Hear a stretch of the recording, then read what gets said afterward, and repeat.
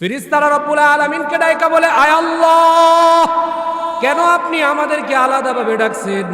আল্লাহ তাআলা বলে, এই এলাকার, এই মহল্লার এত নাম্বার ওয়ার্ডের মধ্যে, এই জায়গার মধ্যে আমার গুণগান বর্ণনা করা হবে, আমার হাবিবুল্লাহর সম্মান আর ইজ্জতের কথা বলা হবে। ওই জায়গাটার মধ্যে তোমাদেরকে আমি নির্ধারণ করব, তোমরা ওই জায়গার মধ্যে গিয়ে হাজির হয়ে যাও। বলে, ততক্ষণ পর্যন্ত হাজির হয়ে থাকবা, যতক্ষণ পর্যন্ত দোয়া শেষ না হয় ততক্ষণ পর্যন্ত পাহারাদারি করবা। ফেরেশতারা আবার ডাক দিয়ে বলে, আয় রব্বুল আলামিন, আমাদের আর কি কাজ আছে? আল্লাহ এবার ডাইকা বলে, যাও, ওই জায়গার মধ্যে কিছু লোক ডানে থাকবা, কিছু ফেরেশতা বামে থাকবা, কিছু ফেরেশতা সামনে থাকবা, আবার দরওয়াজার মধ্যে কিছু ফেরেশতা তোমরা দাঁড়ায়া থাকবা। যেই মানুষগুলো ওই মজলিসের মধ্যে বসার জন্য যায় তাদের নামগুলো লেখবা, বাবার নামগুলো লেখবা। মুনাজাত শেষ হওয়ার পর যদি শরীক হইতে পারে, আমি আল্লাহ ঘোষণা দিয়া দিলাম, জীবনের সব গুনাহগুলো মাফ করে দিব। বলেন সুবহানাল্লাহ।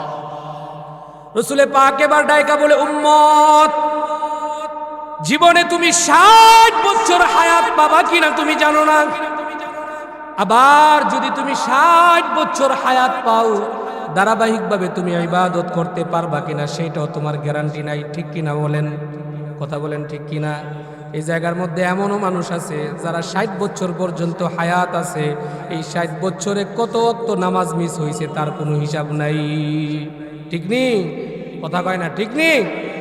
আরে ভাই, বড় হুজুর রহমতুল্লাহি আলাইহি এই জমিনের মধ্যে বিচরণ করছে। বড় হুজুর তোমাদেরকে কি দিয়া গেছে? বাদুগরের মানুষ, বড় হুজুরের মর্যাদা কতটুকুন তোমরা জানো না।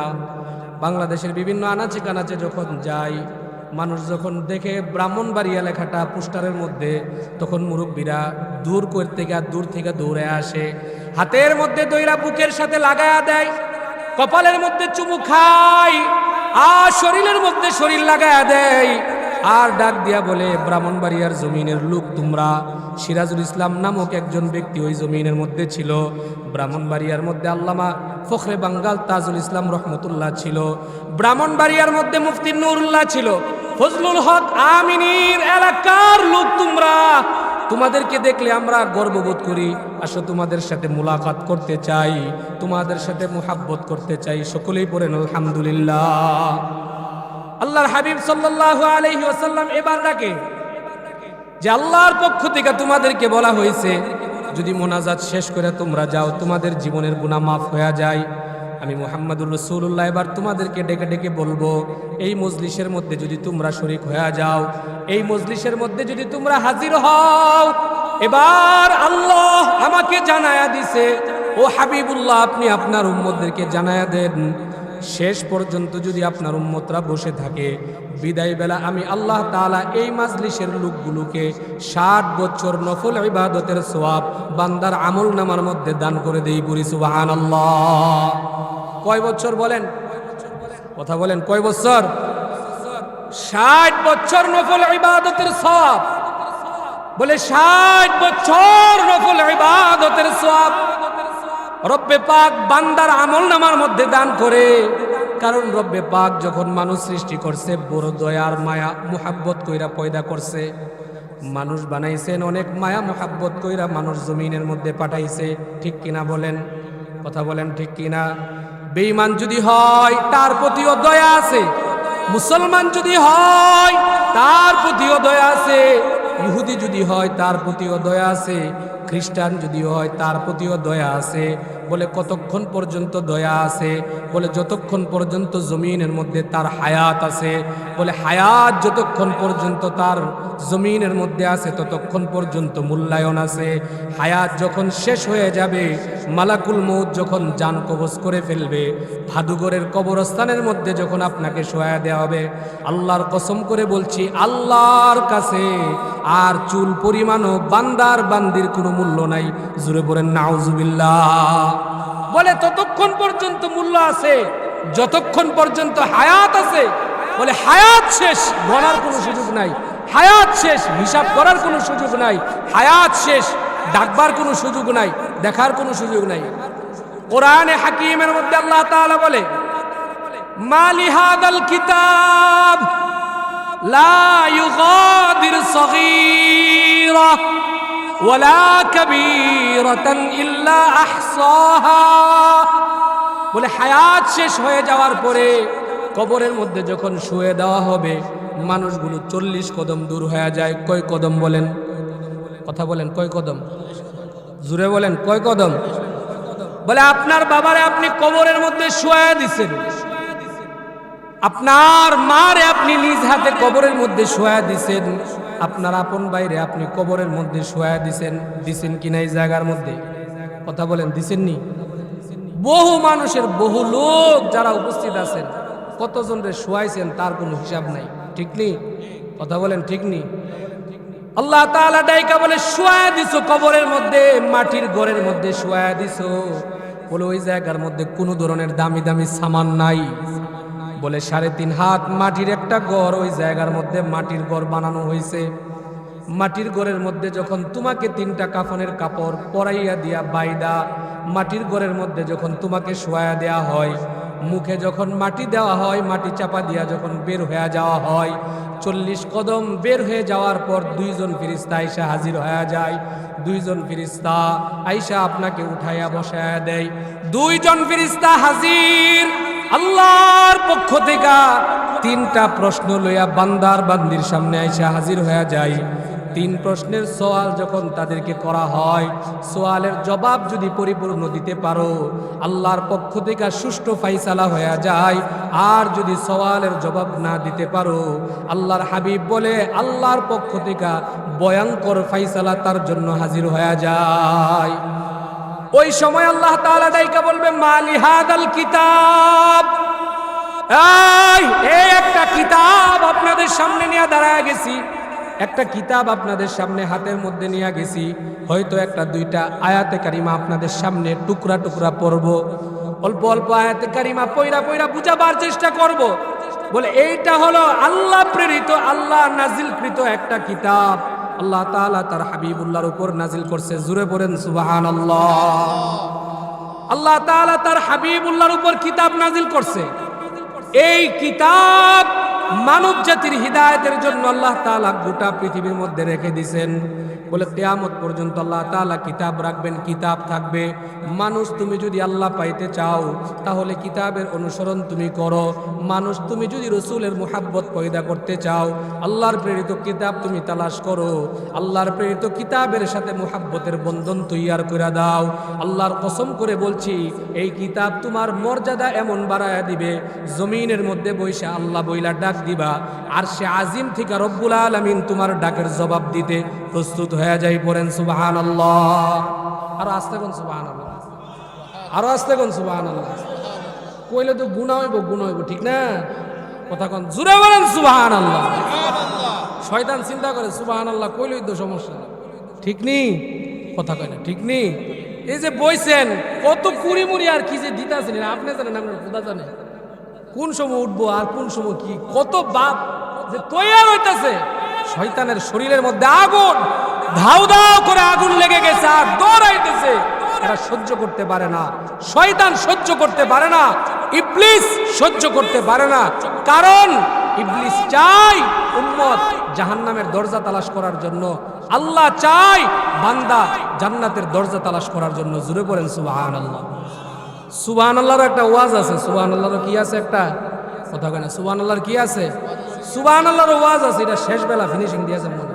যত জোরে সুবহানাল্লাহ কইতে পারেন, মনে করবেন জীবনের শেষ সুবহানাল্লাহ আজকেই বুঝি কইয়া যাইতেছেন, আগামী দিন সুবহানাল্লাহ বলার সুযোগ আর আপনার নাই। আগামী দিন আল্লাহু আকবার বলার সুযোগ আপনার আর নাই। আগামী দিন লা ইলাহা ইল্লাল্লাহ বলার সুযোগ আপনার আর নাই। আগামী দিন কোরআনে কারীমের তিলাওয়াত করার সুযোগ আপনার আমার নাও হতে পারে। ঠিক কিনা বলেন? কথা বলেন, ঠিক কিনা? কারণ যারা এতক্ষণ পর্যন্ত ওয়াজ করছেন, এক এক ফুলের এক এক নির্যাস। আমি বৈশা বৈশা ভাবছি যে কবরস্থানের মধ্যে হুজুররা ওয়াজ করতেছে, কারণ কবরস্থানের মধ্যে না কোনো আওয়াজ নাই। বাকি জিন্দা মানুষ যেই জায়গার মধ্যে থাকে ওই জায়গার মধ্যে একটা আওয়াজ হয়। ঠিক কিনা বলেন? কথা বলেন, ঠিক কিনা? তাহলে এখানে যারা বসছি এরা আমরা জিন্দা, জিন্দা কিনা বলেন? তাহলে এখন আওয়াজ করতে হবে। জিন্দা হইলে অবশ্যই আওয়াজ করতে হবে। তাহলে বুঝবো যে ওয়াজের একটা ফায়দা আছে। আল্লাহর হাবিব বলে বেশি মানুষ, এখন তো ওয়াজ করতে হইলে বেশি মানুষ কার দ্বারা জমে, কারে দেখলে মানুষ হয়, কারে দেখলে মানুষ ভাঙা পড়ে। ব্রাহ্মণবাড়িয়ার স্টেডিয়ামে তো একটা কনসার্ট হয়েছিল কিছুদিন আগে, ঠিক কিনা বলেন? কথা কয় না, কথা কয় না, ঠিক কিনা বলেন? হয়েছিল না? আরে হয়েছিল নাকি? হয়েছিল, হয়েছিল, হয়েছিল। যে শিল্পীরে আনছে এরা নাকি 3 বছর আগে 22 লক্ষ টাকা অ্যাডভান্স করে রাখছে। কত লক্ষ টাকা বলেন? কথা কয় না, কত লক্ষ টাকা?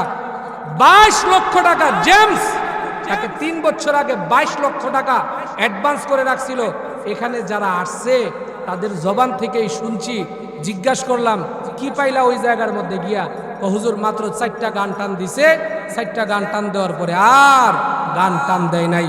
জিজ্ঞাসা করলাম বড় হুজুরের জমিনের মধ্যে জেমস আসছে, বিগত 50 বছরে এইরকম চিত্র ব্রাহ্মণবাড়িয়ার জমিনের মধ্যে হয় নাই, ঠিক কিনা বলেন? কথা কন না কেন, ঠিক কিনা? বড় হুজুর শুয়ে আছে এই জায়গাতে, মুফতি নুরুল্লাহ শুয়ে আছে এই জায়গার মধ্যে। ব্রাহ্মণবাড়িয়াতে অনেকেই আসছে আর গেছে, কিন্তু এই রকম অনাচার ব্রাহ্মণবাড়িয়াতে হয় নাই।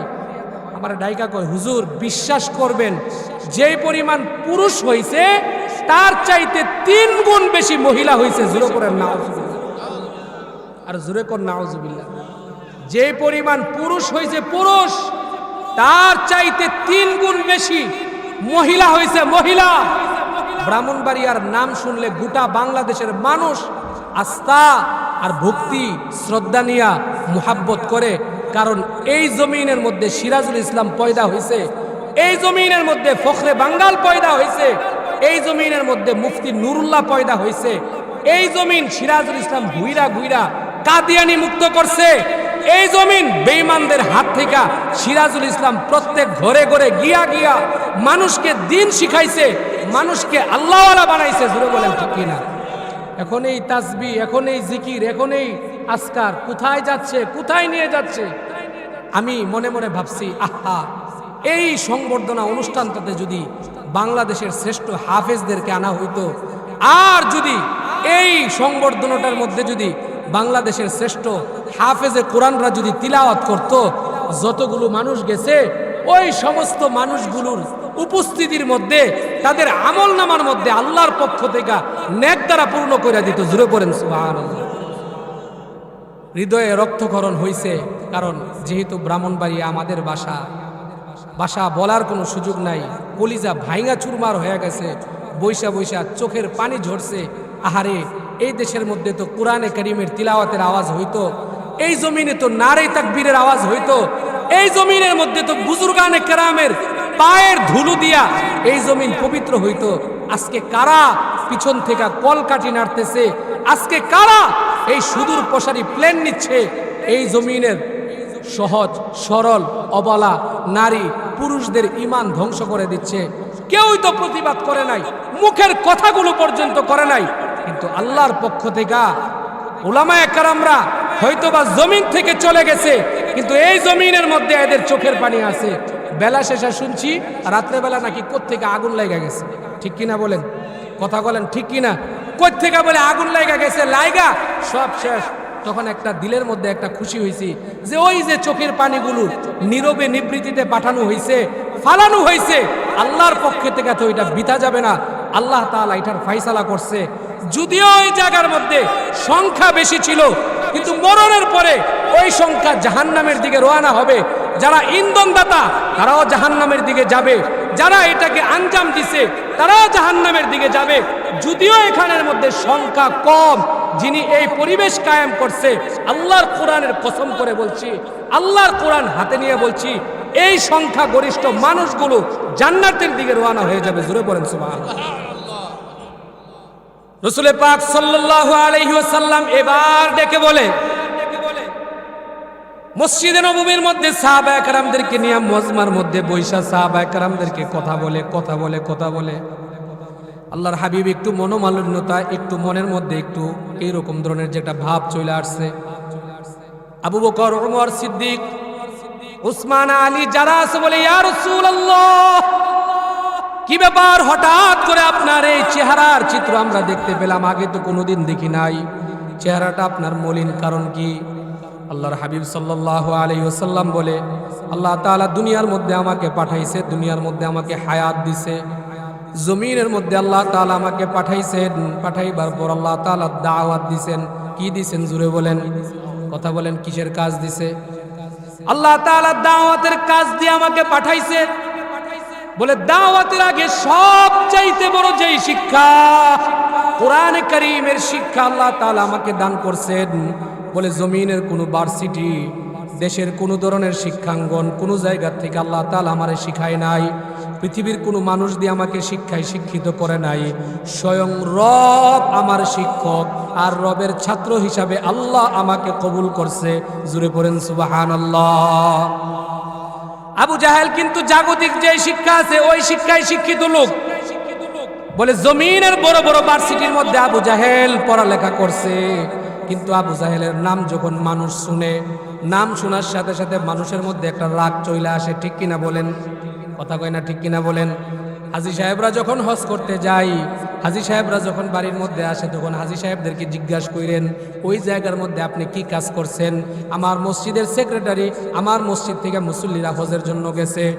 হজ শেষ করে আসার পরে জিজ্ঞাসা করছি, হাজী সাহেব মক্কা মদিনায় ঘুরছেন, ওই জায়গার মধ্যে কি কাজ করছেন? ওই জায়গার মধ্যে বেশি বেশি কি কাজ করছেন? এরা আমারে ডাইকা বলে, হুজুর ওই জায়গার মধ্যে ইবাদত করতে পারি আর না করতে পারি, একটা কাজ বেশি বেশি করছি। আমি বলি কি করছেন? বলে আবু জাহেলের বাড়ির মধ্যে প্রস্রাব পায়খানা বানায়া রাখছে, প্রস্রাব না ধরলেও ওই জায়গার মধ্যে গিয়া প্রস্রাব করছি। এবার ডাইকা বললাম, কি ব্যাপার, প্রস্রাব আসে না, কেন গেলেন? বলে রাসূলুল্লাহ পাই নাই, হাবিবুল্লাহ পাই নাই, দেখি না, ইতিহাস আপনাদের জবান থেকে শুনছি, হাবিবুল্লাহর জীবনী আপনাদের জবান থেকে শুনছি। হাবিবুল্লাহ মুহাম্মাদুর রাসূলুল্লাহকে দুনিয়ার মধ্যে আবু জাহেল কত কষ্ট দিছে। আজকে যদি আমরা হয়তো, আমাদের সময় যদি নবী এখন থাকতো, আর আবু জাহেল যদি আমাদের নবীকে এত কষ্ট দিত, আল্লাহর কসম করে বলছি, একটা পায়ে দইরা আরেকটা পা টান দিয়া চিরা ফালাইতাম। জুড়ে বলেন ঠিক কিনা? বলে ওই জায়গার মধ্যে দামি কোনো জিনিস দেয় নাই। বলে ওই জায়গার মধ্যে আল্লাহ আবু জাহেলের বাড়ির মধ্যে হাজী সাহেবদের জন্য প্রস্রাব পায়খানার জায়গা বানাইছে। দুনিয়ার মধ্যে এই সম্পদ নিয়ে সে বড়াই করছে, দুনিয়ার মধ্যে এই সম্পদ নিয়ে রাসূলুল্লাহকে কষ্ট দিছে, দুনিয়ার মধ্যে এই সম্পদ, এই ক্ষমতা, এত কিছু নিয়ে সে সব কিছু করছে।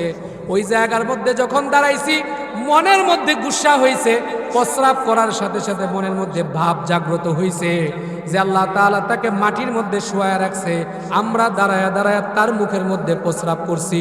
জুড়ে বলেন ঠিক কিনা?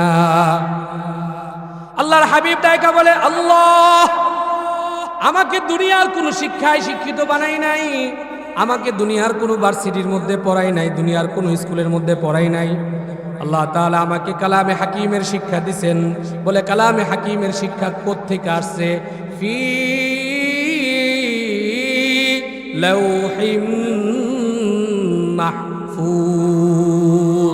আল্লাহ তাআলা আরশে আজিমে লৌহে মাহফুজের মধ্যে কোরআনকে সংরক্ষণ করে রাখছিলেন। বলে অন্যান্য নবী যারা আছে তাদের কাছে কোরআন দেয় নাই, অন্যান্য নবী যারা আছে তাদের কাছে কোরআন নাজিল করে নাই। ঠিক কিনা বলেন, কথা কন ঠিক কিনা? ইব্রাহিমের কাছে আল্লাহ কোরআন নাজিল করে নাই, ঈসার কাছে আল্লাহ কোরআন নাজিল করে নাই, ইয়াহইয়ার কাছে আল্লাহ কোরআন নাজিল করে নাই, মুসা আলাইহিস সালাতু ওয়াস সালামের কাছে কোরআন নাজিল করে নাই। আল্লাহ তাআলা ওই আরশে আজিমের মধ্যে লৌহে মাহফুজের মধ্যে নিজ হাতে কোরআনকে লেখা লিপিবদ্ধ কইরা রাখছে। রব্বুল আলামিন বলে আদম থেকে নিয়া ঈসা রূহুল্লাহ পর্যন্ত যত নবী পয়গম্বর দুনিয়ার মধ্যে পাঠাবো, কারোর কাছে আমি কোরআন নাজিল করব না। বলে পার্সোনাল একজন বিশেষ নবী আছে, আমার একজন পার্সোনাল বন্ধু আছে। বলে মুহাম্মাদুর রাসূলুল্লাহ সাল্লাল্লাহু আলাইহি ওয়াসাল্লামের কাছে আমি আল্লাহ কোরআন নাজিল করব। জোরে বলেন সুবহানাল্লাহ। এবার আল্লাহর হাবিব ডাইকা বলে, অন্যান্য নবীদের থেকে আমার হায়াত কম। ঠিক নি? কথা কন ঠিক নি? রাসূলের হায়াত কম না বেশি? জুড়ে বলেন, কম না বেশি? হায়াতের সংখ্যা কত? সবাই কন, জুড়ে কন। বুঝছেন কইলাম, নিজেরা কইছেন। কয় বছর? 63 বছর হায়াতি জিন্দেগি, এখন আর দুনিয়ার জিন্দেগির মধ্যে রাসূলুল্লাহ নাই। আছে? কথা কই না? আছে? আমার ডানে আছে, বামে আছে, এই জায়গাতে আছে? নাই। বলে যদি আমি থাকি এখানে, যদি রাসূল থাকে, আমার মতো গুনাহগার, আমার মতো নালায়েক, আমার মতো লোক এই জায়গার মধ্যে রাসূলরে হাজির রাইখা কিভাবে মাইক দিয়া কথা কই? ঠিক নি? ঠিক নি? কথা কয় না ঠিক নি? বুঝেন? ঠিক নি বলেন, জোরে কোন না ঠিক নি?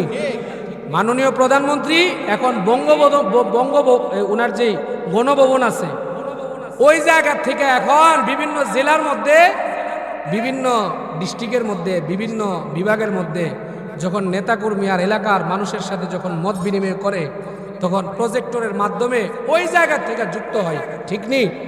নির্বাচন পূর্ব দেখছি ব্রাহ্মণবাড়িয়া সরকারি কলেজের মাঠে বিশাল বড় এক জনসভা হয়েছে। ব্রাহ্মণবাড়িয়া জেলার 6 আসনের 6 জন প্রার্থী যারা ছিল, তাদের উপস্থিতিতে, হাজার হাজার মানুষের উপস্থিতিতে এই জায়গার মধ্যে ভিডিও কনফারেন্সের মধ্যে তিনি কথা বলছে। ঠিক কিনা বলেন? কথা বলেন ঠিক কিনা? এই জায়গার মধ্যে সদর আসনের এমপি যে হেরে এই জায়গার মধ্যে প্রধান বানায় রাখছে যে তুমি আমার সাথে ভাব বিনিময় করবা, কথা বলবা, আর কেউ কথা বলতে পারবে না। যদি ওই গণভবন থেকে এই জায়গাতে আইসা উপস্থিত হয়ে যাইতো, তাহলে সবার ক্ষমতা অকিছু হয়ে যাইতো, ফিউজ হয়ে যাইতো। সামনের যে বড় চেয়ার ছিল ওই চেয়ারটা উনার জন্য বরাদ্দ ছিল। ঠিক কিনা বলেন?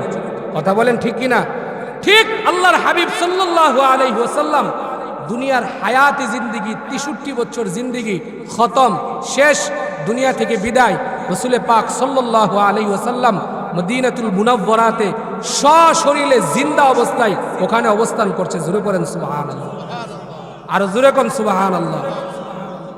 রাসূল পাকের পবিত্র জবানের বাণী বলে, পৃথিবীর যে কোনো জায়গা থেকে, পৃথিবীর যে কোনো প্রান্ত থেকে আমার উম্মত যদি আমার দরবারে আসে, আমার রোজায়ে আতহারের মধ্যে আয়েশা যদি দাঁড়ায়া যায়, আর যদি দাঁড়ায়া বলে আসসালামু আলাইকা ইয়া রাসূলুল্লাহ, এই ডাকটা যখন দেই আমি মুহাম্মাদুর রাসূলুল্লাহ, তার সালামের জবাব নেই। চিৎকার দিয়ে বলেন সুবহানাল্লাহ। এবার আসুন, বলে এই জায়গার মধ্যে কোরআনে কারীমের কথা হয়, এই জায়গার মধ্যে হাবিবুল্লাহর উম্মতরা উপস্থিত আছে। তিনি যদি তার হাবিবুল্লাহ, তার উম্মতের সংখ্যাই না জানেন, উম্মতের ইবাদত যদি তিনি না দেখেন, নাই যদি জানেন, তাহলে কেমনে হয়? এত বড় মর্যাদা দিয়ে আল্লাহ তাআলা বানাইছেন, এত দামি এক মাসের মধ্যে আপনারা এই জায়গার মধ্যে বসে গেছেন। বলে 12 যেই মাস আছে এর মধ্যে আল্লাহ তাআলা রজব, শাবান, রমজানকে দামি বানায় দিছে। পড়েন সুবহানাল্লাহ। ওয়াবাল্লিগনা রমাদান, আল্লাহর হাবিব সাল্লাল্লাহু আলাইহি ওয়াসাল্লামকে রেখে দিয়েছেন, অন্যান্য নবীদের আগে দুনিয়ার মধ্যে পাঠাই নাই। বলে হাবিবুল্লাহকে জমিনের মধ্যে আল্লাহ তাআলা পাঠাই নাই। বলে তাদেরকে দাপে দাপে আমি জমিনের মধ্যে পাঠাবো, তাদেরকে দাপে দাপে আমি দুনিয়ার মধ্যে পাঠাবো। মূসাকে পাঠাইছি, ইব্রাহিমকে পাঠাইছি, সুলাইমানকে পাঠাইছি, ইয়াহইয়াকে পাঠাইছি, শীষকে আমি পাঠাইছি। বলে যত নবীরা দুনিয়ার মধ্যে আসার দরকার ছিল সবাইকে আমি দুনিয়ার মধ্যে পাঠাইছি। পাঠাইবার পর আমার মুহাব্বতের যে বন্ধু, আমার বন্ধুকে আমি রাইখা দিছি, আমার বন্ধুকে আমি দুনিয়ার মধ্যে পাঠাই নাই। নবীর নবুয়তের মধ্যে তালা লাগাবো একমাত্র আমার বন্ধুর মাধ্যমে। বন্ধুর অল্প কিছু হায়াত দিয়া দুনিয়ার মধ্যে পাঠাবো, কিন্তু কাজ হবে অনেক বড়।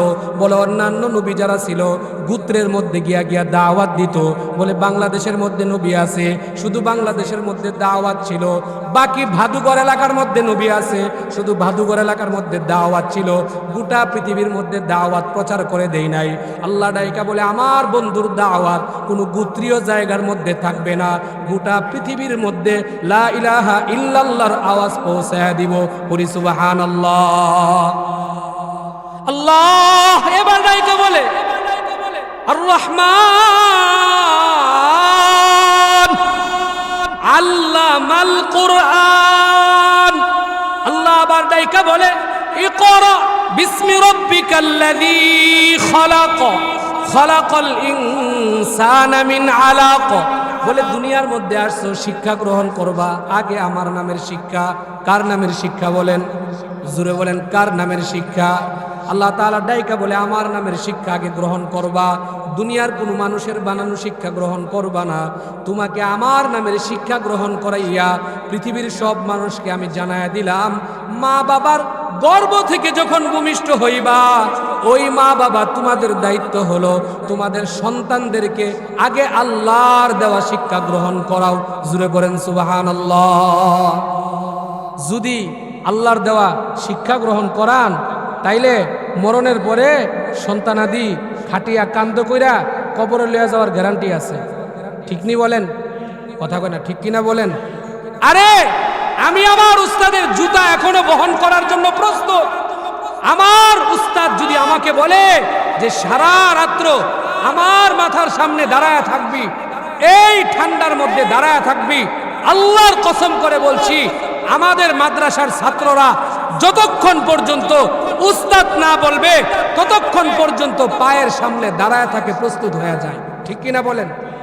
আপনি যারা কলেজে পড়ে, ভার্সিটিতে পড়ে, গিয়া জিগায় দেন, আপনি গিয়ে জিগায় দেন, জান না দেন না, কি জিগায় দেন। এমনও ভার্সিটি আছে দেখছি যে ছাত্ররা টিচারের কলারের মধ্যে পর্যন্ত ধইরা টাইনা বের করছে ভার্সিটি থেকে। মাদ্রাসার ছাত্রগুলো উস্তাদদেরকে যেরকম মানতে জানে তার ঘরের বাবা মাকেও ঠিক তদ্রুপ মানতে জানে। ঠিক কিনা বলেন? এখন কথা কন না কেন, জোরে কন, ঠিক কিনা? আল্লাহর দেওয়া কোরআন যত খারাপই হোক না কেন, এটা যখন সিনার মধ্যে লাগা যায়, এটা যখন সিনার মধ্যে ফিট হয়ে যায়, বলে এটার যে নূর আছে, এটার যে আসর আছে, এটার যে বরকত আছে, বলে এই বরকতে আল্লাহ তাআলা ওই মানুষটাকেও বরকতবান বানায়া দেয়। জুড়ে পড়েন সুবহানাল্লাহ। কত বড় ভাগ্যবান আপনারা। এই আব্দুর রহমান মাদ্রাসার 4খানা ছেলে, এদেরকে আজকে মাথার মধ্যে পাগড়ি উঠাইয়া দিছে। বলে বড় কোনো হাক ডাক নাই, কিচ্ছু নাই, কোনো কিছু নাই, বলে সাধারণভাবে একটা জায়গা তৈয়ার করছে। বলে এই তৈয়ার কইরা অল্প কিছু মানুষরে এই জায়গার মধ্যে উপস্থিত রাইখা কম দামি 2টা 3টা বা 4টা কাপড়, 30 টাকা গজ বা 50 টাকা গজ, এই গজের কাপড় এদের মাথার মধ্যে উঠাইয়া দিছে। মানুষের মধ্যে জাগ্রত হইতে পারে যে স্কুল কলেজ ভার্সিটির মধ্যে তো অনেক বড় বড় কইরা ডাকডুল বাইরাইয়া লক্ষ লক্ষ টাকা খরচ কইরা ওই জায়গার মধ্যে সম্মাননা দেয়, প্রধানমন্ত্রী ওই জায়গার মধ্যে উপস্থিত থাকে, ওই জায়গার মধ্যে রাষ্ট্রপতি উপস্থিত থাকে, ঢাকা ইউনিভার্সিটির কনফারেন্সের মধ্যে রাষ্ট্রপতি যায়। কিন্তু কোনো মাদ্রাসার মধ্যে তো কোনো রাষ্ট্রপতি যায় না, কোনো প্রধানমন্ত্রী যায় না। তারারে এরকম অবস্থায় কেন? মাদ্রাসার মধ্যে যারা পড়ে, মাদ্রাসার মধ্যে যারা পড়ায়, তারা সাধারণ কাপড় মাথার মধ্যে ঝুলায়া দেয় আর মনে মনে এই ইচ্ছা লালন করে যে কিয়ামতের ময়দানে স্বয়ং আমার হাবিবুল্লাহর হাত থেকে আমাদের মাথায় পাগড়ি গ্রহণ করব। জুড়ে পড়েন সুবহানাল্লাহ। এই আশাটা, এই শখটা আমরা রাইখা দিছি। মরার পরে রাসূল পাক সাল্লাল্লাহু আলাইহি ওয়াসাল্লামের সুপারিশ নিব এবং রাসূল পাক সাল্লাল্লাহু আলাইহি ওয়াসাল্লাম ওই দিন কোরআন সিনার মধ্যে বসাবার কারণে ওই দিন আল্লাহর হাবিব সাল্লাল্লাহু আলাইহি ওয়াসাল্লামের বরকতপূর্ণ হাত থেকে আমরা পুরস্কার গ্রহণ করব। জুড়ে বলেন সুবহানাল্লাহ। এবার আপনারা যারা বসছেন বলে আমরা কিসের জন্য বসছি? যারা বসছে আর যারা পড়ছে তাদের মাথায় পাগড়ি দেওয়া হলো, তারাই তো রাসূল পাক সাল্লাল্লাহু আলাইহি ওয়াসাল্লামের হাত থেকে পুরস্কার গ্রহণ করবে। আল্লাহ তাআলা বলে ইন্না নাহনু নাযালনা যিকরা ওয়া ইন্না লাহু লাহাফিজুন। রব্বুল আলামিন ডাইকা বলে সন্তানকে তুমি মানুষ বানাইলা, সন্তানকে তুমি মাদ্রাসায় পড়াইলা, আলেম বানাইলা, হাফেজ বানাইলা। বলে তোমার সন্তান যদি মরণ পর্যন্ত কোরআনে কারীমের উপরে ইবাদত করে যেতে পারে, কোরআনে কারীমের উপর যদি ইবাদত করে, সিনার মধ্যে যদি কোরআন সংরক্ষণ করে যেতে পারে, আর যদি ইবাদতরত অবস্থায় মৃত্যুবরণ করে, কিয়ামতের ময়দানে সমস্ত মানুষগুলো পেরেশান হয়ে যাবে। ওই দিন সমস্ত মানুষগুলো বলবে হাইহাতা লা আদরি। সমস্ত মানুষগুলো ওই দিন পেরেশান হয়ে যাবে। বলে সমস্ত মানুষগুলো দৌড়াইতে থাকবে। বলে দুনিয়ার মধ্যে যারা কোরআনে কারীম মুখস্থ করছে, আমল করছে, ইবাদত করছে, বলে মরণের সময় কালিমা নসিব হয়েছে, আল্লাহর পক্ষ থেকে কিছু ফেরেশতাদেরকে আল্লাহ তাআলা লক্ষ লক্ষ কোটি কোটি মানুষের মধ্যে ছাইরা দিবে। ছাইরা দিয়া রব্বুল আলামিন বলবে ঘোষণা কর নাম লয়া। বলে আজকে যারা হেফজ করছে বলে এই সন্তানগুলো যদি শেষ পর্যন্ত ইবাদতের মধ্যে লাইগা থাকতে পারে, এই সন্তানগুলো যদি শেষ পর্যন্ত কোরআন সিনার মধ্যে ধরায়া রাখতে পারে, ওই সমস্ত সন্তানগুলোকে আল্লাহ তাআলা দাঁড় করায়া দিবে, তাদের নাম ঘোষণা করতে থাকবে। সমস্ত মানুষগুলো ওই দিন তাকায়া থাকবে। ব্রাহ্মণবাড়িয়া জেলার এমপি ওই দিন তাকাইবে, চেয়ারম্যান তাকাইবে, মেয়র তাকাবে, বলে সমস্ত মানুষগুলো সাধারণ মানুষের কাতারে দাঁড়ায়া যাবে। আর হাফেজে কোরআনদের নাম ওই দিন ঘোষণা হতে থাকবে। সব মানুষগুলো পেরেশান হয়ে যাবে, বলে এত দামি মানুষ কোত্থেকে আসলো? ফেরেশতাদেরকে ডাক দিয়া বলবে, ভাই এরা কোত্থেকে আসছে? ফেরেশতারা ডেকে ডেকে বলবে, এরা তোমাদের সাথে মানুষ, দুনিয়ার মধ্যে জমিনের মধ্যে দামি ব্যক্তি তোমরা ছিলা। কোরআন পড়াবার কারণে, কোরআন পড়ার কারণে কোনো মূল্যায়ন তাদের ছিল না, সম্মান ছিল না, ইজ্জত ছিল না। তারপরেও তারা কোরআন ছাড়ে নাই, কোরআন থেকে নিজেকে সরায়া দেয় নাই। আল্লাহর রাজি খুশি করার জন্য কোরআন নিয়ে তারা ছিল। মরার সময় কোরআন নিয়ে মইরা এই জায়গার মধ্যে আসছে। আল্লাহর পক্ষ থেকে তাদের জন্য আজকে পুরস্কার ঘোষণা হয়ে যাবে। আবার কিছু মানুষ ডাইকা বলবে, কি পুরস্কার দিবে? বলে আগে তার মা বাবার পুরস্কার দেওয়া হবে। রাসূল পাক এবার ডাইকা বলবে, কি পুরস্কার দেওয়া হবে? এবার সাহাবায়ে কেরাম বলে, ইয়া রাসূলুল্লাহ, উম্মতের মা বাবারও কি পুরস্কার পাবে? বলে হ্যাঁ, উম্মতের মা বাবারও পুরস্কার পাবে। বলে কি পুরস্কার পাবে? বলে মা বাবাদেরকে একটা জায়গার মধ্যে দাঁড় করায়া দেওয়া হবে। আল্লাহর পক্ষ থেকে দুইটা স্বর্ণের মুকুট বানানো হবে।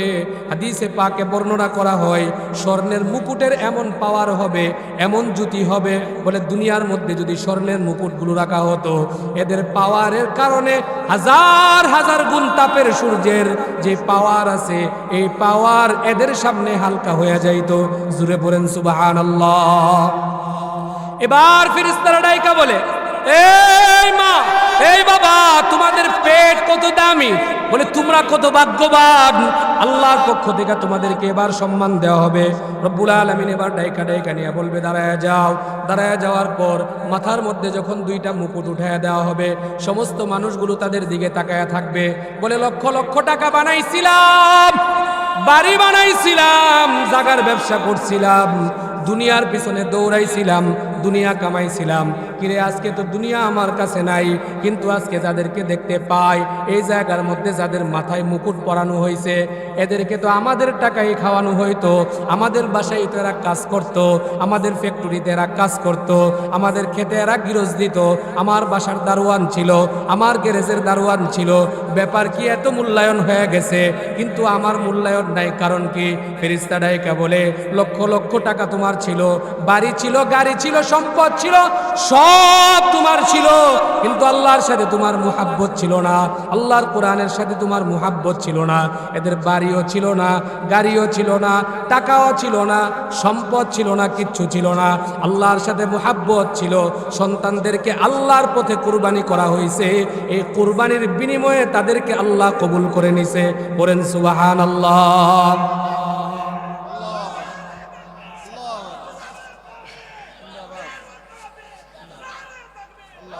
মুসলমান ভাইরা আমার, এবার যিনি কষ্ট করলেন, বলে মাদ্রাসার মধ্যে যিনি পড়েন, সহজভাবে তিনি পড়তে পারে না। বলে মাদ্রাসার মধ্যে যে সন্তানকে ভর্তি করানো হয়, আপনার যে সন্তান ঘরের মধ্যে থাকে, দেখা যায় আমার মাদ্রাসা আছে, এইরকম হাজার হাজার মাদ্রাসা আছে, যারা কোরআনে কারীমের তিলাওয়াত করতে যায়, যারা কোরআন পড়তে যায়, মাদ্রাসার মধ্যে ভর্তি করে দেওয়ার পরে ওই জায়গার মধ্যে ভালো ভালো খাবার তাদের মিটে না, ভালো ভালো খাবার তাদের মুখে উঠে না, ভালো ভালো দামি পোশাক তাদের কপালে উঠে না, ভালো ভালো খাট পালং পর্যন্ত তাদের উঠে না। বলে মাদ্রাসার যে সাধারণ ফ্লোর আছে, ওই জায়গার মধ্যে ঘুমায়া যায়। বলে ভালো ভালো কোনো খাট পাই না, কিচ্ছু পাই না। মাদ্রাসার পক্ষ থেকে যে খাবার আছে, জাগিরবাদ থেকে যেই ধরনের খাবার দেওয়া হয়, ওইগুলোই খাবার খায়। রাত্রি 3টা বেলা পৃথিবীর সব মানুষ যখন ঘুমায়া যায়, বলে পৃথিবীর সব মানুষের দরজা যখন বন্ধ থাকে, মাদ্রাসাওয়ালাদের দরজাগুলো খুইলা যায়। 6 বছরের বাচ্চা, 7 বছরের বাচ্চা, 8 বছরের বাচ্চা, 10 বছরের বাচ্চাগুলো যখন মাদ্রাসার মধ্যে পড়ে, উস্তাদ আগে উইঠা উজু বানায়া দিয়া বাচ্চাগুলোকে উঠায়, বাচ্চাগুলোরে জাগ্রত করাইয়া উজু বানায়া দিয়া উস্তাদ তাদেরকে নিয়া পৃথিবীর সব দরজা যখন বন্ধ হয়ে যায়, কারোর দরজা খোলা থাকে না, রাষ্ট্রপ্রধানের দরজা বন্ধ। বলে যেই জায়গার মধ্যেই যান না কেন দরজা বন্ধ থাকে। উস্তাদ বাচ্চাগুলোকে নিয়ে আল্লাহু আকবার নিয়ত বাইদা নামাজের মধ্যে দাঁড়ায়া যায়, জমিনের মধ্যে সিজদায় লুটায়া পড়ে। নামাজ শেষ করে উস্তাদ আল্লাহর কাছে হাতগুলো বাড়ায়া দেয়। ওই বাচ্চাগুলোর হাতগুলো আল্লাহর কাছে বাড়ায়া দেওয়া হয়। আল্লাহর হাবিব সাল্লাল্লাহু আলাইহি ওয়াসাল্লাম বলে, বান্দা যখন এইভাবে আল্লাহর কাছে হাত বাড়ায়, আল্লাহ ঘোষণা করে আমার আরশে আজিমের খুঁটিগুলো থরথর করে কাঁপতে থাকে। আমি ফেরেশতাদেরকে জিজ্ঞাসা করি, ফেরেশতারা কি ব্যাপার, রাত্রি 3টা বাজে, এখন কেন আমার এই খুঁটিগুলো কাঁপে? ফেরেশতারা ডাইকা বলে, আল্লাহ তাআলা পৃথিবীর সব মানুষ ঘুমায় আছে, অল্প কিছু আপনার বান্দা এরা উঠে গেছে। বলে এদের প্রাপ্ত বয়স্ক হয় নাই, বেগুনা নিষ্পাপ মাসুম। ঘুম থেকে উস্তাদের সাথে উঠা উজু বানাইয়া দিয়া তাহাজ্জুদের যাই নামাজের মধ্যে সিজদা দিয়া আপনার কাছে হাত বাড়াইয়া দিছে। রব্বুল আলামিন ডাইকা বলে কি চাই? কয় আল্লাহ তাআলা কোরআন অন্তরের মধ্যে ধারণ করার জন্য হাত বাড়াইয়া দিছে। আল্লাহ তাআলা এবার ডাইকা বলে, বান্দার সিনাকে পরিষ্কার কইরা দে, আমি আল্লাহ সিনার মধ্যে কোরআন দেওয়ার জন্য প্রস্তুত হয়ে যাই। পড়েন সুবহানাল্লাহ। রাসূল পাক সাল্লাল্লাহু আলাইহি ওয়াসাল্লাম আবার ডাইকা বলে কিয়ামতের ময়দানে সব মানুষ পেরেশান, সব মানুষ দৌড়াইতে থাকবে, সব মানুষ পেরেশান। বলে কোনো মানুষের হিসাব থাকবে না, বাবার হিসাব থাকবে না, মার হিসাব থাকবে না, ভাই ভাইয়ের হিসাব থাকবে না, আপন সন্তানের হিসাব থাকবে না। বলে কারোর হিসাব ওই দিন থাকবে না। আল্লাহর পক্ষ থেকে ঘোষণা হয়ে যাবে, হাফেজে কোরআনদেরকে আলাদা একটা জায়গার মধ্যে বসায়া দাও, হাফেজে কোরআনদের মা বাবাকে আলাদা একটা জায়গার মধ্যে বসায়া দাও, হাফেজে কোরআনদের মা বাবার মাথার মধ্যে মুকুট উঠায়া দাও। দুনিয়ার ওই সমস্ত নাফরমান যারা হাফেজে কোরআনদের মা বাবাকে লাঞ্ছনা দিত, বিভিন্ন ধরনের কথা বলতো, এই কেন মাদ্রাসার মধ্যে ভর্তি করাইলা, না খায়া তো মইরা যাইবো, চাকরি পাইবো না, কিচ্ছু নাই, কেন মাদ্রাসার মধ্যে দিলি? আছে কিনা বলেন, কথা বলেন, আছে কিনা? আরো জোরে বলেন, আছে কিনা? হয় না? আসেনি? আসেনি? দেখবেন বহু মানুষ শিক্ষিত, শিক্ষা করতে করতে করতে করতে পাগল হয়ে গেছে। সাধারণ মানুষ 5 জন ভাই বা 6 জন ভাই, এর মধ্যে একটা ভাই পড়ালেখা করে নাই, কৃষি কাজ করে। হে চিন্তা করছে যে আমার সন্তান যদি হয় এটারে মাদ্রাসার মধ্যে ভর্তি করাইয়া দেব। বাকি যে শিক্ষিত গুলো আছে, আমি শিক্ষিত কয় না, মূর্খ কই, মূর্খ মূর্খ। কোরআন যার মধ্যে নাই সে কোনো শিক্ষিত না, যার মধ্যে কোরআন আছে, কোরআনের পরে যদি কোনো শিক্ষা অর্জন করে তাহলেই সে শিক্ষিত। ঠিক কিনা বলেন? ডাইকা কইব, এই বেটা মাদ্রাসার মধ্যে ভর্তি করাইছ, কে কইছে মাদ্রাসাত পাঠাই দি? খাওন আছে, চাকরি আছে, আর কোনো জায়গা পাইছো না, স্কুলে লয়ে যা। কয়নি কোন কথা কয় না, কয়নি কোন? ওই লোকটা ডাইকা কো, ভাই তোমার তো বড় বড় ডিগ্রি আছে, তোমার তো সব আছে, আমার তো ডিগ্রিও নাই, কিচ্ছুও নাই, সাধারণ মানুষ, আমি খেতে কাজ করি, দিনে আয় না দিনে খাই, আমার ফুলার অত বড় ডিগ্রির প্রয়োজন নাই, আমার ছেলেটারে মাদ্রাসার মধ্যে পড়াই, আল্লাহর রসুলের সন্তুষ্টির জন্য পড়াইতেছি, আমারে দুগলা বাদ দিলেই চলবো, দিলে দিব, না দিলে নাই। তবে হ্যাঁ, আমি মরণের পরে আমার জায়নামাজ যেন আমার সন্তান পড়াইতে পারে, এই জন্য আমি আমার ছেলেটাকে মাদ্রাসার মধ্যে দিছি। সকলেই পড়েন সুবহানাল্লাহ। আপনার ছেলে আমেরিকার থেকে, লন্ডন থেকে, বড় বড় ভার্সিটি থেকে ডিগ্রি আনলো, কিন্তু বাপ মইরা গেছে, দেশেও আইলো না, জানাজাও দিল না, জীবনে কোনোদিন গিয়া কবরে দাঁড়ায়া 2টা হাত উঠায়া দোয়াও করলো না। লাভ হইলোটা কি? কন দিই আমার কথা কয় না, লাভ হইলো কি? কন কথা কন না, লাভ হইলো কি? ছোট্ট একটা ঘটনা যদি শোনায় বুঝতে পারবেন। বাংলাদেশ টেলিভিশন রামপুরা, এটার মূল কেন্দ্র চিনেন? রামপুরা ভিটিভি, এটার মূল কেন্দ্র হলো রামপুরা। ওই জায়গাতে একটা মাদ্রাসা আছে, ওই মাদ্রাসার একজন আলেম আছে, আল্লামা ইয়াহিয়া মাহমুদ দামাত বারাকাতুহু নামকরা একজন আলেম, অনেক বড় আলেম।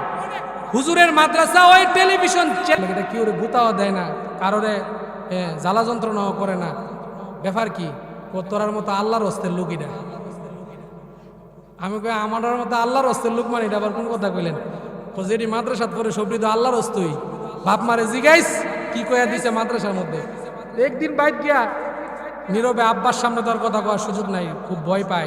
আম্মারে জিগাইলাম যে কি ব্যাপার, আচ্ছা আমি যে মাদ্রাসার মধ্যে পড়ি, কি লেগে পড়ি কত দিই? আল্লাহর হস্তে মাদ্রাসার মধ্যে তোমাকে দিয়া দিছি। হুজুরের কথা মনে হইলো যে আল্লাহর হস্তে দিছে, কইতেছে এটারে আল্লাহর হস্তে ছাইরা দিছে, এটা জিয়ানে মন চাই আনে যেতে পারবে।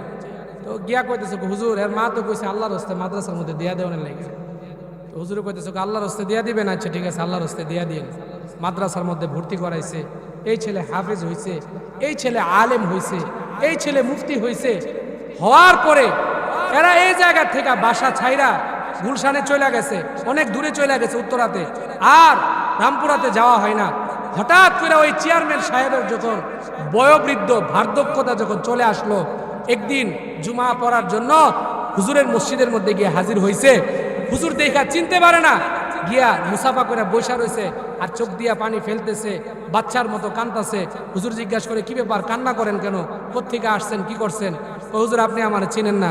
ও না, অনেকদিন পর্যন্ত তো আপনার সাথে সাক্ষাৎ হয় না, কিভাবে আপনাকে চিনবো? তখন পরিচয় দিল, দেওয়ার পরে কয় আরে চেয়ারম্যান সাহেব আপনার এই অবস্থা। বলে হ্যাঁ, কান্দেন কেন? ডাইকা কয় হুজুর ওই সময় শরীরের গরম ছিল, টাকার গরম ছিল, শরীরের তেজ ছিল, সব ছিল। ওই দিন যদি এই বুঝ না হইতো বা আল্লাহর পক্ষ থেকে যদি না এই বুঝ পাইতাম, হয়তো বা আমি ফ্লোরের মধ্যে গইরায়া কানতাম, কিন্তু এক গ্লাস পানি দেওয়ার মতো লোক আমার ছিল না। আপনার কাছে কৃতজ্ঞতা প্রকাশ করার জন্য আসছি। হুজুর কই কি কৃতজ্ঞতা প্রকাশ করবেন? হুজুর 3টা সন্তানের মধ্যে 2টারে তো ইংলিশ মিডিয়ামে পড়াইয়া পাঠাইয়া দিছি বাহিরে, একটা লন্ডনে থাকে, একটা আমেরিকাতে থাকে, আর ছোট ছেলেটারে আপনার কথা অনুযায়ী মাদ্রাসার মধ্যে পড়াইছিলাম, মাদ্রাসার সর্বোচ্চ ডিগ্রি অর্জন করছে। হুজুর এত কষ্ট করে সন্তান লালন পালন করলাম, বিশ্বাস করেন এরা পুরা মাসে একদিন আব্বা বইলা ডাক দিয়া আমাদের খোঁজখবর লওয়ার এদের সুযোগ নাই, এত ব্যস্ত এরা। হুজুর এবার ডাইকা বলে আর কি বলেন? হুজুর বিবাহ শাদী মা বাবা সন্তানদেরকে করায়, বড় সন্তান আর দ্বিতীয় সন্তানদেরকে অনেক মোহাব্বত কইরা মানুষ বানাইছিলাম, ছোটরার প্রতি এত মেহনত ছিল না, মাদ্রাসার মধ্যেই তো দিয়া দিছি। এদেরকে দিয়ে আমার অনেক স্বপ্ন ছিল, অনেক আকাঙ্ক্ষা ছিল, ও মনের মধ্যে সবচাইতে বড় কষ্ট পাইছি বাপ হিসাবে, মা হিসাবে। ফোন দিয়া তো একটা কথা জিজ্ঞাসা করবে তাও না, মোবাইলের মধ্যে একটা ছবি পাঠাইয়া দিছে। আমরা বাংলাদেশ থেকে ফোন দিয়া জিগাইলাম কি ব্যাপার, এই ছবি কার? বলে আব্বা আমার পছন্দের মাইয়া বিয়া কইরা ফেলাইছি, বউ দেখার জন্য আপনাকে ছবি পাঠাইছি। হুজুর এইটা যখন বলছে কলিজা ভাইঙা চুরমার হয়ে গেছে। ও জিরারে মাদ্রাসাতে আল্লাহর হস্তে পড়াইছেন। এবার ডাইকা বলে রাত্রি যখন 3টা বাইজা যায়, বলে তার যে নিয়ম আছে তাহাজ্জুদের নামাজের কাতারের মধ্যে সে দাঁড়ায়া যায় নামাজে দাঁড়ায়া যায়, একলা একলা নামাজের মধ্যে দাঁড়ায়া যায়। প্রায় সময় দেখি হুটহাট আওয়াজ হয়, তার রুমের মধ্যে বাতি জ্বলে। আমরা তো বুঝতে পারি না, হয়তো বা মনে করছি যে কোনো ধরনের সমস্যা ইস্তেঞ্জার জন্য গেছে। প্রত্যেক দিনই বাসার মধ্যে যতদিন থাকে দেখি, হঠাৎ করে একদিন মাথার মধ্যে ঢুকলো কি ব্যাপার, রাত্রি 3টা বাজে বাসার মধ্যে থাকে, একদিনও বাতি বন্ধ হয় না, কারণ কি করে এটা দেখবো? বলে তার দরওয়াজার পাশের মধ্যে গিয়া দাঁড়ায় রয়েছি, দেখি তাহাজ্জুদের সিজদার মধ্যে পইরা মা বাবার জন্য আল্লাহর কাছে কান্দে। পড়েন সুবহানাল্লাহ। বলে যায় নামাজের মধ্যে এমন ভাবে কান্দে, বলে দরওয়াজার মধ্যে দাঁড়ায় থাকতে থাকতে পয়সা গেছি তার এই জিনিসটার এই কথাটা শুনবার জন্যই মুনাজাতে দইরা বলে আয় আল্লাহ, মা বাবা নামক নিয়ামত আপনি আমারে দান করছেন, পরিপূর্ণ হক আদায় করতে পারি না। বলে তার এই মুনাজাত শুই না মুসা আলাইহিস সালাতু ওয়াস সালামের বর্ণনা পড়ছি। আল্লাহর পয়গম্বর হযরত মুসা আলাইহিস সালাতু ওয়াস সালাম আল্লাহর কাছে প্রশ্ন করে আয় আল্লাহ, মরণের পরে জান্নাতের মধ্যে আমার সাথে কে থাকবে? জান্নাতি ব্যক্তিটা আমার সাথে কে হবে? আল্লাহকে যখন প্রশ্ন করে আয় আল্লাহ, মরণের পরে আমার পাশে জান্নাতের মধ্যে কে আমার মেহমান হবে? রব্বুল আলামিন বলে জানার কি খুব প্রয়োজন? বলে হ্যাঁ জানার খুব প্রয়োজন। না এখন জানার কোনো প্রয়োজন নাই, মরার পরেই তো দেখবা। পয়গম্বর মুসা রাগান্বিত হয়ে বলে আপনার কাছে জানতে চাই। আল্লাহর পয়গম্বর যখন আল্লাহর কাছে জানতে চায়, আল্লাহ তাআলা ঠিকানা দিয়া দিলেন, বলে এমক এলাকার মধ্যে একজন কসাই আছে, ওই কসাই ব্যক্তি তোমার সাথে জান্নাতে থাকবে। জুড়ে পড়েন সুবহানাল্লাহ। এবার মুসা আলাইহিস সালাতু ওয়াস সালাম রাগান্বিত হয়ে কয় আর কোনো মানুষ পাইছেন না? এই রাজ্যের মধ্যে একজন কসাইরে ধরে আনছেন আমারে জান্নাতের মধ্যে উতাইবার লাগে। আল্লাহ কয় এর মধ্যে কিছু গুণ আছে, গুণটি আমার কাছে ভাল লাগছে, গুণগুলো কবুল হইছে, এর লেগা হেরে তোমার লগে জান্নাতে হুতাইবার লেগা প্রস্তুত করে রাখছি।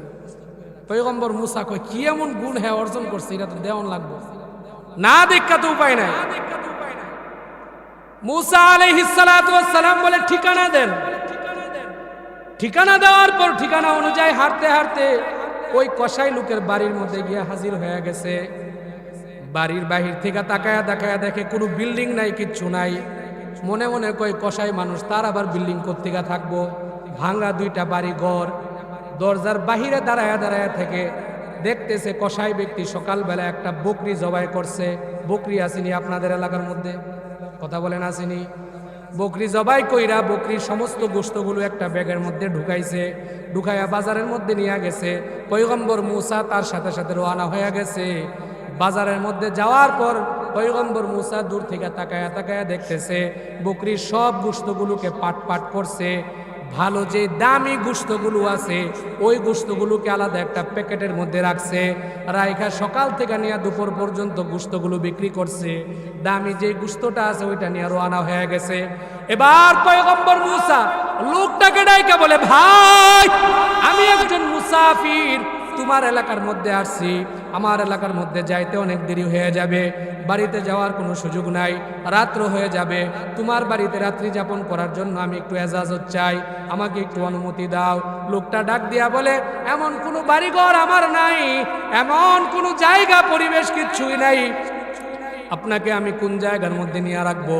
মুসা আলাইহিস সালাতু ওয়াস সালাম বলে, ভালো কোনো জায়গা আমাকে দিতে হবে না, ভালো কোনো ঘর আমাকে দিতে হবে না, বলে সাধারণ একটা বাঁশের ছায়ার মধ্যে আমাকে দিয়া দিও, রাত্রিটা কোনো রকম যাপন করব, যাপন কইরা পরের দিন সকালে চলে যাব।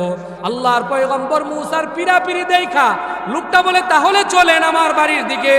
হাঁটতে হাঁটতে বাড়ির দরওয়াজার সামনে গিয়া পয়গম্বর মুসাকে এবার বলে, ওই প্রতীক ভাই, আপনার সাথে আমার কথা বলার সুযোগ নাই, এই জায়গার মধ্যে আপনি একটু অবস্থান করেন, আমার ভিতরে কিছু কাজ আছে, ওই কাজগুলো শেষ করার পর আপনার সাথে আমি সময় দিব। এই কথা বইলা বইলা ঘরের ভিতরে ঢুইকা গেছে। পয়গম্বর মুসা দরওয়াজার বাইরে উকি মাইরা দেখতেছে লোকটা কি করে। ঘরের মধ্যে গিয়া দেখে পয়গম্বর মুসা দেখতে পেলেন ঘরের মধ্যে একটা বৃদ্ধা মহিলা, প্রায় 90-95 বছর বয়স হবে, বলে এমন অসুস্থ হয়ে গেছে, শরীরের মধ্যে হাড্ডি ছাড়া আর কিচ্ছুই নাই, চামড়াগুলো দেখা যায়, বলে কিচ্ছুই নাই, কথা বলতে পারে না, জোরে আওয়াজ দিতে পারে না, বিছানার সাথে একবারে শরীর লেগে গেছে। লোকটা ঘরের মধ্যে গিয়া সালাম দিয়া পায়ের মধ্যে চুমু খায়, হাতের মধ্যে চুমু খায়, কপালের মধ্যে চুমু খায়, চুমু খাইয়া গালের মধ্যে চুমু খাইয়া মুস্কি হাসি দিয়া পাকের রুমের মধ্যে চইলা গেছে। ওই যে দামি গোশতগুলো আনছে নিজ হাতে ওইগুলোরে তৈয়ার করছে, আটা দিয়া রুটি বানাইছে, বানাইয়া ওই মহিলাটাকে কুলের মধ্যে উঠাইয়া গোসলখানার মধ্যে নিয়া নিজ হাতে গোসল করাইছে। ছোটবেলায় যেইভাবে বাবা মা সন্তানদেরকে লালন করে, যেইভাবে গোসল করায়, যেইভাবে আদর করে, যেইভাবে শরীরের মধ্যে তৈল মর্দন কইরা দেয়, ওই রকম ভাবে গোসল করাইছে, কাপড় পরাইছে, শরীরের মধ্যে তৈল মর্দন করছে, আবার বিছানার মধ্যে নিয়ে শোয়া দিছে।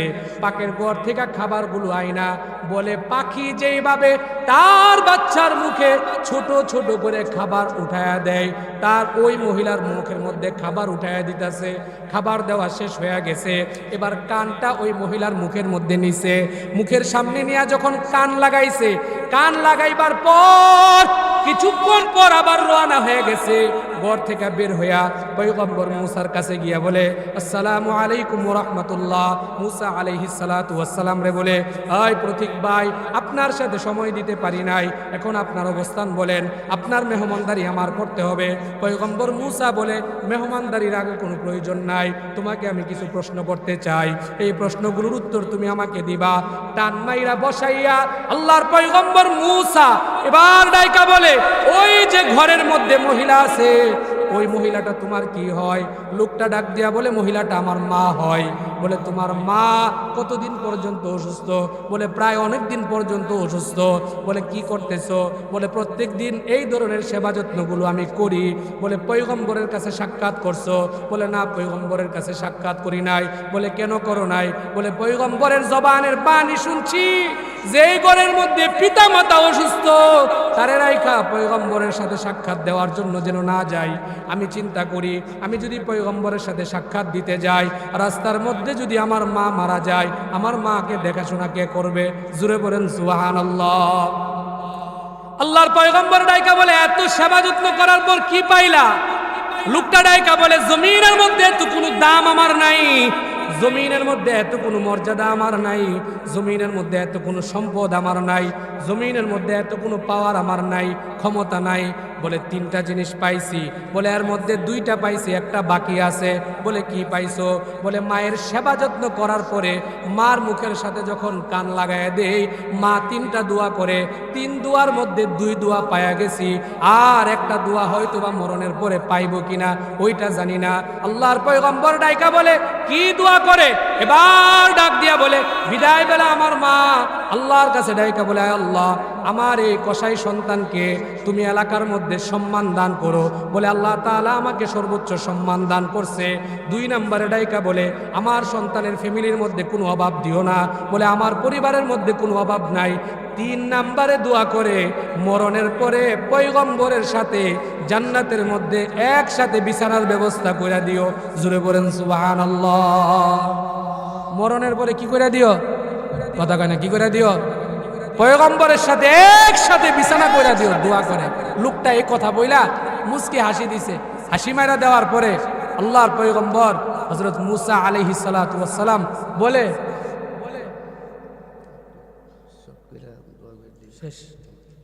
আল্লাহর পয়গম্বর মুসা আলাইহিস সালাতু ওয়াস সালাম এবার ডাইকা বলে, তুমি কি পয়গম্বরে দেখছো? ও না, পয়গম্বরে তো দেখি নাই, পয়গম্বরের কাছে তো যাওয়ারই কোনো সুযোগ নাই। ও দুইটা পাইছি, একটা পাই না।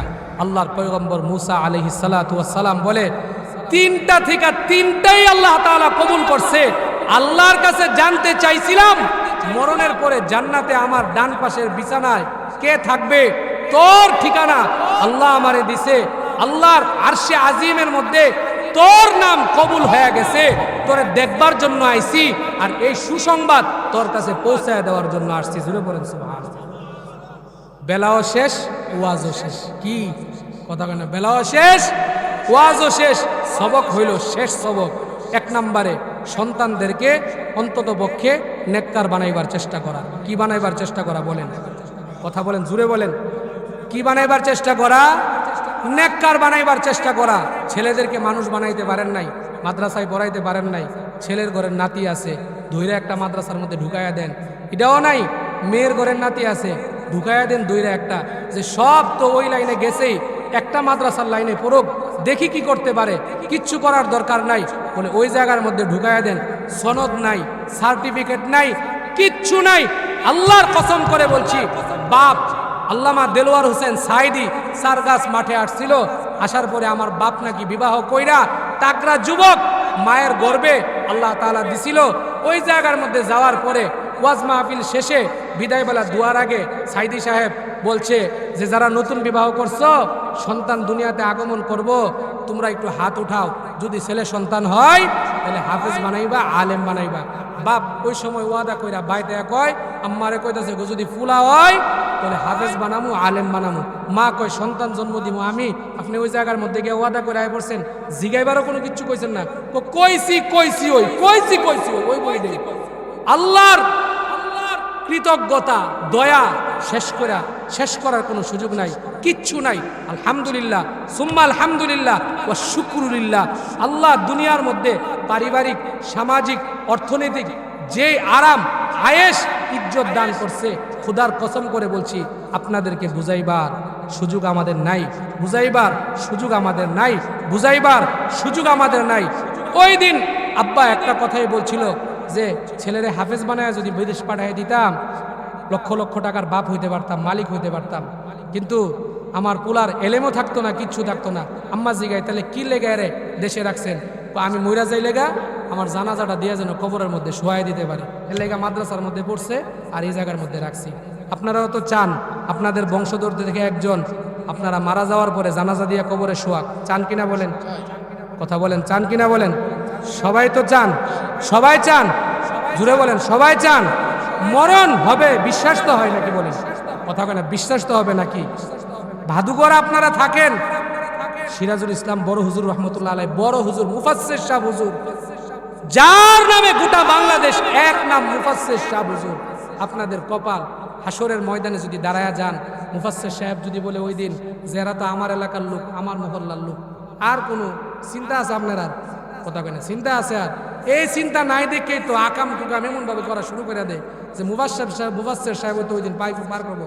মুফাসসির সাহেব হুজুর যে আদর্শ আর যে চরিত্র দিয়া গেছে, মুফাসসির সাহেব হুজুর এই ভাদুঘরকে নয় গোটা ব্রাহ্মণবাড়িয়াকে আবাদ বানায়া দিয়া গেছে, জামিয়া ইউনুসিয়ার মতো স্তম্ভদার করায়া দিয়া গেছে। এখান থেকে লক্ষ লক্ষ মুফাসসির সাহেব হুজুরের সন্তান বের হচ্ছে। মুজাম্মেল হক সাহেব দামাত বারাকাতুহু আমার উস্তাদ, হুজুরের জীবনে কত হাজার হাফেজ বাইর হয়েছে। কিয়ামতের ময়দানে হুজুর যদি কয় যে এটিরে হাফেজ বানাইছি এটি আমার সন্তান, তুলেই তো সারবো, আর কিছু লাগবো? কথা কয় না, আর কিছু লাগবো? শেষ বেলায় হুজুরের মাদ্রাসায় হুজুর যে সময় হাফেজ, হুজুরের কাছে যখন আমি পড়ি, হুজুরের আজকের এই চিত্র আমি দেখা, হুজুরের ওই সময়ের চিত্রগুলো আমার সামনে ভাইসা ওঠে। ওই সময়ের চিত্রগুলো হুজুর যে বাড়ি থেকে আমাদের এলাকাতে যাইতো, আমাদের বাড়িতে যাইতো, বসতো, আজকে হুজুর হাটে, হুজুরের এই অবস্থা, বিশ্বাস করবেন ওই সময়ের সময়গুলো আমার ভাইসা ওঠে। আমি দেখি ওই সময়টা কি ছিল আর এই সময়টা কি আছে। একজন কোরআনওয়ালা কখনো সে কোরআন ছাড়া থাকতে পারে না। এই সময় হুজুরের রেস্টের দরকার ছিল, কিন্তু একটা মাদ্রাসা স্থাপন করছে, ওরা ইডারে নিয়ে পইরা রয়েছে। আমরা দোয়া করি আল্লাহ তাআলা যেন হুজুরের মাদ্রাসাকে কবুল করে, সকলে পড়ে না আমিন। আল্লাহ তাআলা যেন হুজুরের পরিবারের সবাইরে কবুল করে, সকলে পড়ে না আমিন। আপনাদের পুরা এলাকায় যেন আল্লাহ তাআলা কবুল করে, সকলে পড়ে না আমিন। সুবহানাকাল্লাহুম্মা ওয়া বিহামদিকা আশহাদু আল্লা ইলাহা ইল্লা আনতা আস্তাগফিরুকা ওয়া আতুবু ইলাইক। আর কি কোনটা কইব না? দুরূদ শরীফ পড়েন। আল্লাহুম্মা সাল্লি আলা মুহাম্মাদ ওয়া আলা আলি মুহাম্মাদ।